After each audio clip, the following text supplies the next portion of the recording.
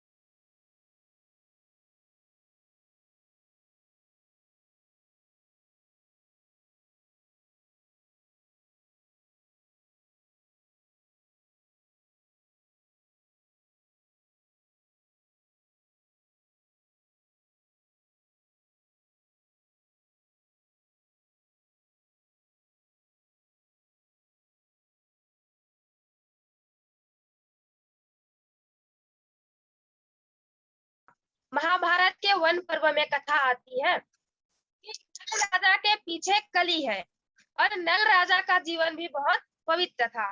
नल राजा के शरीर में प्रविष्ट होने की हिम्मत कली में नहीं है। एक बार नल राजा से छोटी सी गलती हो गई।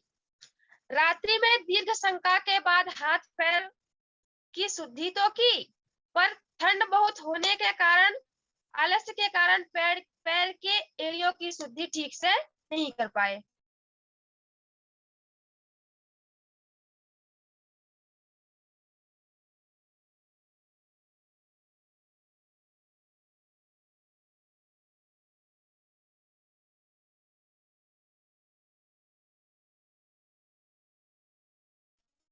कली ने उनके पैर की एड़ियों में प्रवेश किया। इसीलिए कहा जाता है किसी भी अपवित्र स्थान पर जाने के बाद, वहां से आने के बाद शरीर की अच्छे से शुद्धिकरण कर लेनी चाहिए।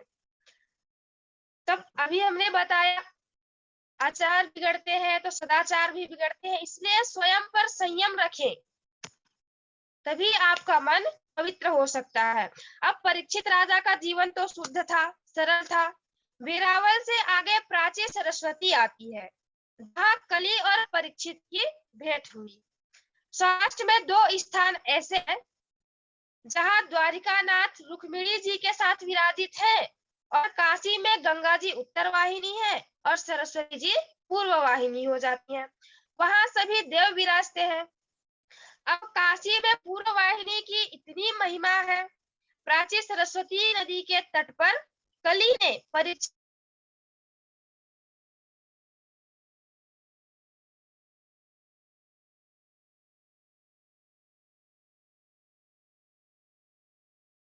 स्पर्श करने का विचार किया। उसने माया रचाई। बैल के 3 पैर किसी ने काट डाले हैं, तो बैल एक ही पैर पर खड़ा है। अब पास में एक गाय है, वह अत्यंत क्षीणकाय स्थिति में है। कली गाय और बैल को त्रस्त कर रहा है। अब परीक्षित राजा को आश्चर्य हुआ, मेरे राज्य में कौन गाय को त्रस्त कर रहा है। तो प्राचीन काल में राजा लोग गाय की बहुत देखभाल किया करते थे। राजाओं को ही गौ ब्राह्मण प्रतिपाल भी कहा जाता है। अब गाय माता तो घास खाती है, दूध देती है।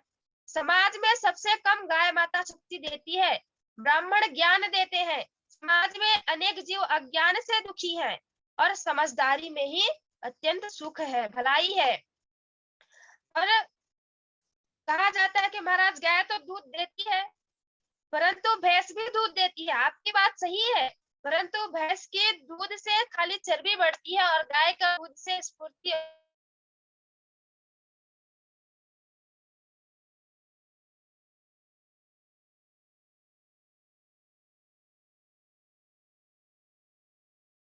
की हमारे राज्य कर रहा है। इस बैल के 3 पैर किसी ने काट डाले हैं। अब भगवान शंकर नंदिकेश्वर के ऊपर विराज रहे हैं। नंदिकेश्वर ही धर्मराज है। उनकी दृष्टि शिवजी में है। अब शिवजी के सिर पर गंगा जी विराजती हैं।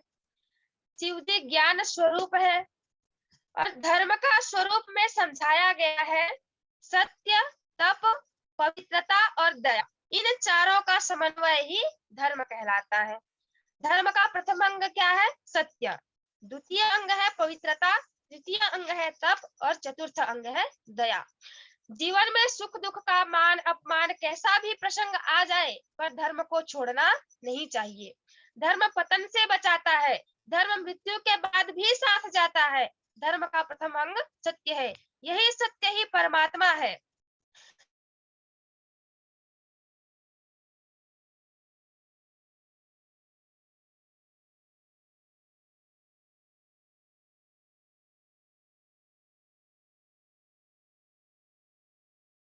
तप इसीलिए कहा जाता है प्रतिदिन थोड़ा थोड़ा, ताकि आगे चलकर यह आपके भविष्य में काम आए। और तीसरा बताया गया है अंग मन। तीसरा अंग बताया गया पवित्रता। मन को हमेशा पवित्र रखिए। मरने के बाद मन साथ जाता है। मन को संभाल के रखिए, एकाग्र रखिए। और धर्म का चौथा अंग है दया। तो प्रभु ने आपको दिया तो है, उदार होकर अन्य को भोजन कराइए, फिर स्वयं दया की भावना मन में रखिए, किसी दूसरे की सेवा करिए, मन से ना सही परंतु तन से जरूर सेवा करिए।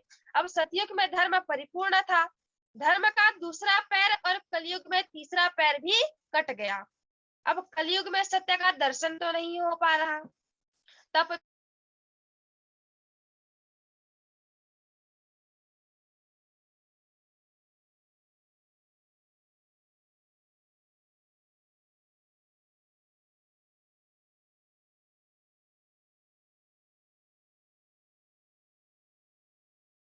है तो धर्म एक पैर पर ही खड़ा खड़ा है। तपा शौचम दया सत्यम इति पादा प्रकृतिता, अधर्म शस्त्रो भगना संयम संगम दैस्तव। परीक्षित को आश्चर्य हुआ, उन्होंने धर्म रूपी बैल से पूछा, तुम्हारे 3 पैर किसने काट दिए? मैं उसको सजा दूंगा। तो बैल ने कहा, राजन, कौन दुख दे रहा है इसका निर्णय तो अभी तक नहीं हो पाया है। कई लोग मानते हैं कि काल दुख देता है। 12 वर्ष के बाद जीवन में कुछ परिवर्तन आता ही है। काल किसी को भी एक स्थिति में एक जगह पर रहने नहीं देता है। लोग सुखी है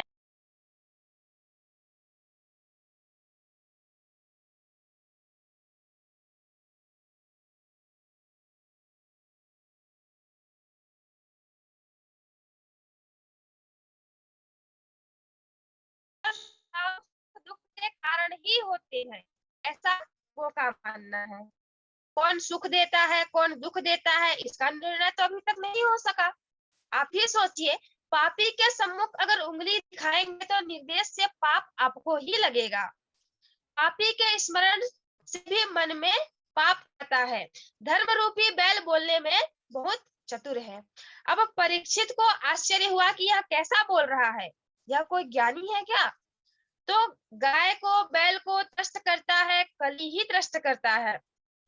अब राजा कली को मारने के लिए जाते हैं, तो कली ने परीक्षित की बहुत स्तुति की। आपकी ध्यान रखिए, आपकी कहीं स्तुति हो वहां आप खड़े मत रहिए, क्योंकि मानव विवेक रखता है तब निंदा सहन कर सकता है, पर स्तुति का सहन करना बहुत कठिन होता है। कली पुरुष ने परीक्षित के पैर का स्पर्श किया।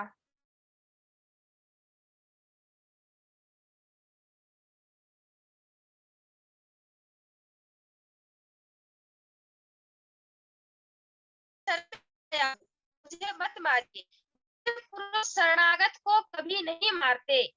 अब राजा का कली से स्पर्श हुआ, उनकी बुद्धि भी थोड़ी खराब होती गई। अति पापी तथा अति कामी के स्पर्श से पाप कर्म के परमाणु भी शरीर में आ जाते हैं। अब बिना किसी कारण के किसी को स्पर्श भी नहीं करना चाहिए, इससे स्पर्श दोष भी लगता है। अब कैकेयी के राम जी के प्रति बहुत प्रीत थी। अब मंथरा के स्पर्श से कैकेयी की बुद्धि भी भ्रष्ट हो गई थी। अब परीक्षित राजा ने कली को मारने के लिए जैसे ही तलवार हाथ में उठाया, पर कली का स्पर्श हुआ और राजा सोचने लगा कि मैं अब कली को नहीं मारूंगा। पापी को मारना तो राजा का धर्म है, परंतु पापी को सजा मिलनी ही चाहिए। आज राजा को कली के ऊपर दया आ गई। उन्होंने कली से कहा, मैं तुम्हें मारता नहीं हूँ, पर तुम मेरे राज्य में अब नहीं रह सकोगे। कली ने कहा, तो मैं कहाँ जाऊं राजन, जहां जाता हूँ वहां आपका ही राज्य है, इसलिए मैं अब आपकी शरण में आया हूँ। मुझे आप अपने राज्य में रहने की जगह दे दीजिए। परीक्षित ने राज्य में रहने के लिए कली को जगह दे दिया। जिस घर में जुए का धन आता हो वहां तुम रहोगे। जुए के धन में कली का निवास होता है। अब कई लोग साधुओं से पूछने जाते हैं कि महाराज आप ऐसा कोई अंक बताइए जिससे हम अधिक से अधिक धन जीत सके। जैसे दीपावली के अवसर पर ये सब सारी चीजें ज्यादा अधिकतर होती है। तो अब साधु भी अंक बता देता है, क्योंकि उसको तो पैसा दिया जाता है ना। अब जिस घर में जानबूझकर जीव की हिंसा होती है वहां कली का आगमन तो होता ही है। अनजान में जीव की हिंसा होती है तब तो प्रभु क्षमा कर देते हैं। और जहां मांस मदिरा का सेवन होता है वहां भी कली का वास होता है। अब आप सब तो वैष्णव हैं, आप सब तो प्रभु के प्यारे हैं, प्रभु जो कुछ भी स्वीकार करते हैं, इसी को आप प्रसादी के रूप में ग्रहण कर लिया करिए। प्रभु को पान सुपारी ही कोई अर्पण कर देता है। कहते हैं ना, भाव के भूखे प्रभु, भाव ही सबका सार, भाव से अर्पण करो तो पुष्प भी स्वीकार। तो राजा ने कली को 4 स्थान दिए, परंतु कली को संतोष नहीं हुआ। कली पुरुष ने कहा, ये तो गंदी जगह है, मुझे किसी सुंदर जगह पर निवास दीजिए। अब राजा परीक्षित कहते हैं, आज से स्वर्ण में तेरा निवास होगा। कली को स्वर्ण में रहने की राजा परीक्षित ने आज्ञा दे दी। स्वर्ण में कली अर्थात चांदी में नहीं। अरे, जिस घर में पाप से धन आता है उस घर में कली का निवास तो होता ही है। अधर्म की लक्ष्मी में भी कली का निवास होता है। अब जो कली था वह खुश हो गया। उसने सोचा, राजा के घर अन्याय का धन तो आता ही है, अब मैं किसी भी दिन परीक्षित की बुद्धि भ्रष्ट कर सकता हूँ। तो कली वहां से अदृश्य हो जाता है। परीक्षित ने धर्म के 3 पैर जोड़ दिए, कली को जगह देकर। प्रजा को धर्म का शिक्षण दिया। धन से भी धर्म की महत्ता अधिक मानी जाती है। तब जीवन सुधर जाता है जब जीवन में धन को प्रमुख स्थान मिलता है। एक दिन परीक्षित ने सोचा कि मेरे पूर्वजों ने मेरे लिए रखा ही क्या है, यह तो मैंने देखा ही नहीं। इस विचार से उसने पूर्वजों की संपत्ति देखने लगा। एक पेटी में सुंदर स्वर्ण का मुकुट रखा था। राजा को वह मुकुट अत्यधिक प्रिय लगा, अत्यंत पसंद आ गया। राजा ने कुछ सोचा विचारा नहीं और मुकुट सीधा अपने सिर पर धारण कर लिया। परंतु यह मुकुट जरासंध का था, यह पाप का धन था। भीमसेन इस मुकुट को लेके आए थे। धर्म की गति अति सूक्ष्म है, जरासंध का मुकुट पहनूंगा तो उसके विचार मेरे दिमाग में आएंगे। तो धर्मराज ऐसा सोचकर उस मुकुट को नहीं पहनते थे। अब परीक्षित ने मुकुट की सुंदरता देखी और तुरंत अपने मस्तक पर धारण कर लिया। अब कली पुरुष तुरंत राजा में प्रवेश कर लेता है। मुकुट सिर पर रखने के साथ ही परीक्षित के मन में शिकार खेलने की इच्छा होने लगी। हमारे शास्त्रों में लिखा गया है, किसी भी वस्तु के उपयोग से पहले उसको विचारिए, देखिए कि वह शुद्ध है भी कि अशुद्ध है। तो प्रत्येक वस्तु में 3 दोष पाए जाते हैं, काल दोष, कर्ता दोष और निमित्त दोष। यह भी निश्चित है कि अपवित्र समय पर कोई भी वस्तु आती है तो उसमें काल दोष लगता है। और शास्त्रों में तो ये भी कहा गया है कि किसी की सैया में भी सोना नहीं चाहिए। तो प्रभु के किसी पवित्र स्थान पर जाइए, किसी के सैया में भी मत सोइए और शयन करने से पहले प्रभु के नाम की 5 मालाओं का अवश्य जप करिए। अब परीक्षित राजा ने वन में जाकर शिकार किया, पशु पक्षी की हिंसा की। कली का पैर ताकतवर बन गया। मध्याह्न काल में राजा को अत्यंत तेज भूख लगी, प्यास भी लगी और मध्य रात्रि आ पहुंचे। श्रमिक ऋषि आदि नारायण का ध्यान कर रहे थे, ध्यान में तन्मय हो गए थे। समाधि ऋषि ने सुना ही नहीं। आज राजा की बुद्धि में मस्तक में कली का प्रवेश हुआ। सिर पर जरासंध का मुकुट था। पाप से धन कमाने वाले की बुद्धि भ्रष्ट तो हो ही जाती है, घर में बालकों की बुद्धि भी भ्रष्ट हो जाती है। यह विषय अत्यंत कलिकाल का समय है। धन से पतन का भी कारण हो सकता है। किस तरह किया गया धन का उपयोग, किस तरह हो रहा है उस धन का उपयोग और किस पर यह सब चीज निर्भर करता है, यह सब का ध्यान रखना अत्यंत आवश्यक होता है। अब ब्राह्मण को परमात्मा का ध्यान छोड़कर मेरा स्वागत करना होगा, ऐसा राजा परीक्षित चाहते थे। अब यह तो ढोंग कर रहा है, ऐसा राजा परीक्षित को लग रहा था। अब राजा का श्रमिक ऋषि की परीक्षा लेने का मन करता है। अब जैसे उन्होंने मुकुट अपने मस्तक पर रखा तो उनके मस्तक पे कली का तो निवास हो ही गया। इसकी वजह से उनको अनेक वासनाएं, अनेक अलग अलग विचार आने लगे। उसी समय एक सांप पास से गुजर रहा था। राजा ने उस सर्प को बाण से मार दिया। उस मरे हुए सांप को धनुष से उठाकर श्रमिक ऋषि के कंठ में पहना दिया। अब रोज ब्राह्मण की पूजा करने वाले राजा आज ब्राह्मण का ही अपमान कर रहे हैं। बुद्धि तो भ्रष्ट हो ही गई है। अब कोई लगता है कोई विपत्ति आने वाली है, किसी के प्रति प्रपंच करने, किसी के प्रति छल कपट करने की इच्छा हो तो समझना कि अब मेरे लिए बुरा समय आ ही गया है। तो जो दूसरों के प्रति प्रपंच करता है वह परमात्मा के प्रति भी प्रपंच करता है। जो दूसरों के प्रति छल कपट करता है वह परमात्मा के प्रति भी छल कपट करता है, इतना आप निश्चय समझ जाइए। अब श्रमिक ऋषि के गले में मृत सर्प है। इससे यही सिद्ध होता है कि ऋषि ने काल पर विजय प्राप्त कर ली है। अब काल के काल भगवान नारायण परमात्मा के ध्यान में, जिन्हें अपनी देह का भी ध्यान नहीं रहता, जो समाधि में स्थिर है, उसने काल पर विजय प्राप्त कर ली है। अब मृत सर्प श्रमिक ऋषि के गले में है, जीवित सर्प परीक्षित के गले में जाएगा। राजा को विश्वास हो गया कि ऋषि की समाधि अवस्था सच्ची है। कभी भी किसी भी साधु संत की परीक्षा लेनी नहीं चाहिए। संत में श्रद्धा ना हो तो उन्हें दूर से वंदन करिए, उस हाथ जोड़कर उनसे विनती करिए। अब हाथ में थोड़ी सी अग्नि होती है तो हाथ भी जलेगा। अब परीक्षित परीक्षा लेने के लिए चले गए। बाद में घर जाकर मन को मना लिया, मैं तो राजा हूँ, कुछ भी करने का अधिकारी नहीं हूँ। ब्राह्मण का अपमान करके राजा अपने घर वापस चले गए। अब श्रमिक ऋषि के पुत्र श्रृंगी ऋषि को मालूम हुआ कि उसे मालूम हुआ तो उन्हें दुख हुआ कि मेरे पिताजी का अपमान किया गया।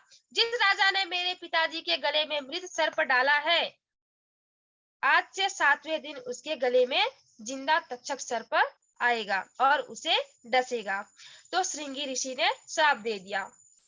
परीक्षित ने घर जाकर जैसे ही मस्तक से मुकुट उतारा, उनकी बुद्धि स्वच्छ होने लगी, अब पवित्र होने लगी, कली का असर दूर हो गया, आवेश शामित हो गया। राजा भान में आ गए। उन्हें तो अत्यंत पश्चाताप होने लगा कि यह मैं कैसे कर दिया, हमसे इतनी बड़ी भूल हो गई। परमात्मा के ध्यान में मग्न ब्राह्मण का मैंने अपमान किया है, मैंने इतना बड़ा पाप कर्म कर दिया। ऐसा परीक्षित राजा पश्चाताप करने लगे। अब परीक्षित राजा ने जीवन में एक ही बार पाप किया है, पर धन्य है कि राजा को पाप करने पर उन्होंने प्रायश्चित स्वरूप पानी भी नहीं पिया है। राजा ने सुना कि 7 दिनों तक तक्षक का नाग दस देने वाला है। राजा सावधान हो गए, उनकी आंखें खुली की खुली रह गई। प्रभु ने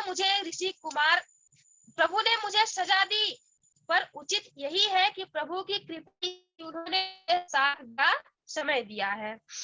अब ऋषि कुमार मुझे 7 दिनों तक भक्ति करने का समय दिए, यह तो वरदान है। ऐसा श्राप नहीं दिया कि आज ही मृत्यु हो जाए। राजा ने संतोष माना। जिस दिन पाप हो जाए उस दिन उपवास भी करना चाहिए। उपवास का अर्थ होता है निराहार रहना। तो राजा ने विचार किया कि पापी को खाने का क्या अधिकार। वे खुद को विचार कर रहे हैं कि पापी को खाने का क्या अधिकार।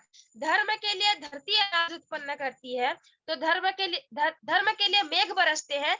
अधर्मी पापी को अन्न जल का क्या अधिकार। परीक्षित राजा ने अन्न जल और घर का त्याग कर दिया।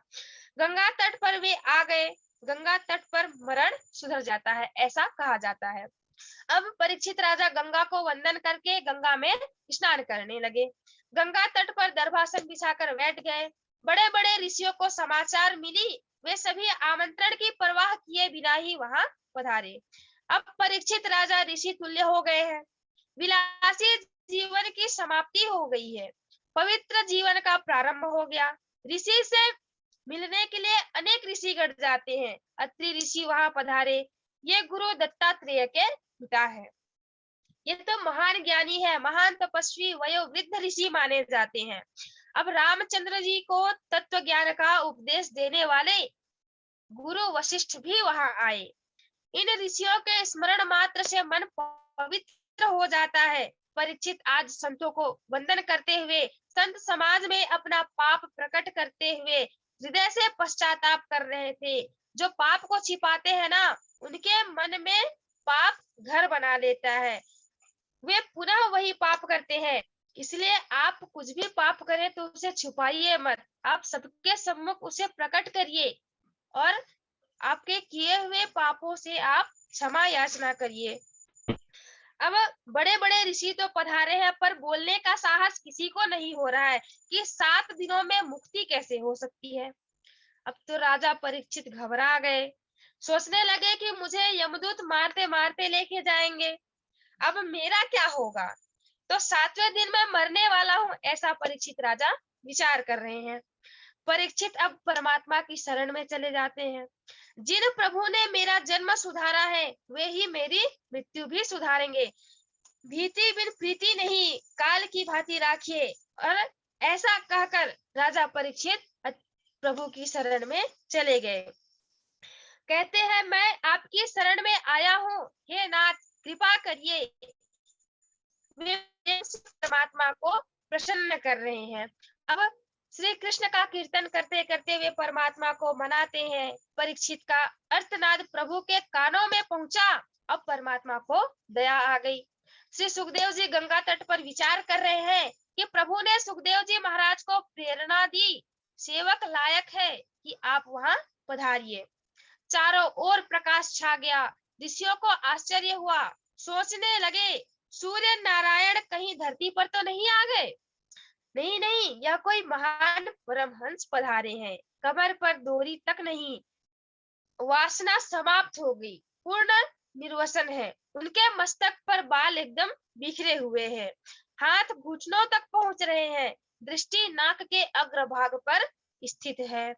देह भान नहीं है तो जगत का भान कहाँ से होगा। अब श्री कृष्ण के ध्यान में रहने से शरीर प्रभु के श्री अंग जैसा श्याम हो गए। छोटे छोटे बच्चे उनके पीछे भाग रहे थे, यह सोचकर कि यह कोई साधु कहीं जा रहा है। परमात्मा के ध्यान में जो देह भान भूल जाता है ना, वही परमात्मा का सच्चा भक्त होता है।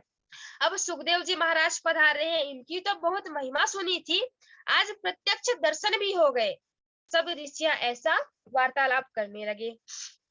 इनकी तो इनके सभा के मध्य में चरण रखते ही ऋषि खड़े हो गए, उनको सम्मान देने लगे।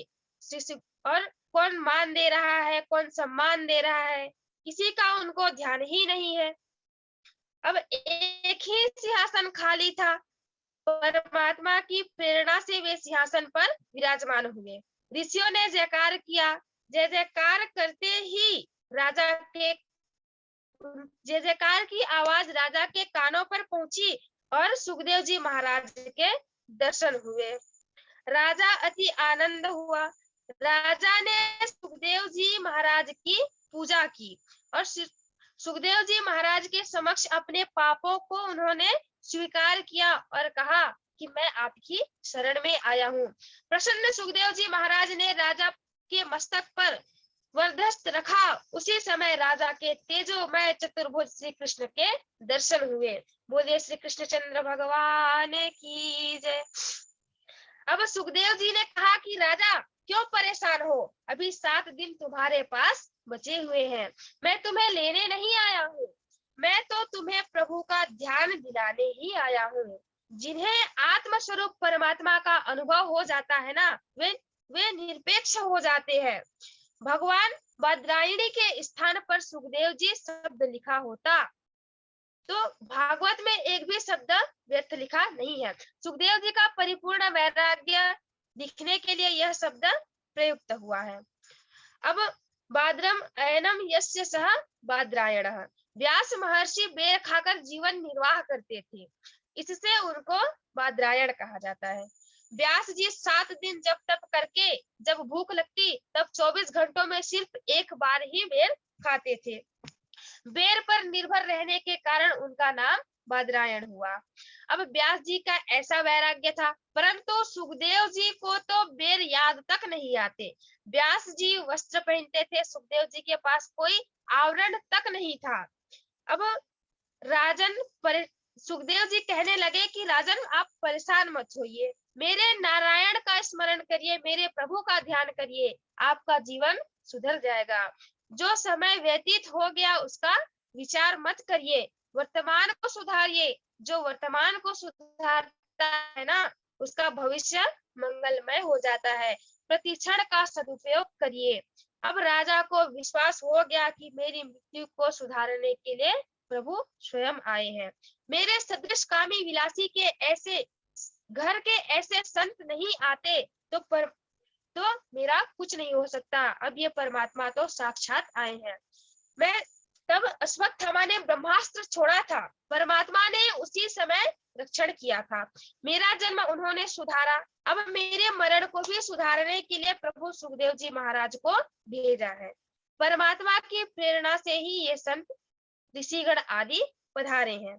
तो राजा ने दो प्रमुख श्री सुखदेव जी से प्रश्न पूछे। यह हम अगली कथा में श्रवण करेंगे। आज की वाणी हम यही विराम करते हैं। बोलिए श्री कृष्णचंद्र भगवान की जय। राधे राधे गुरु जी।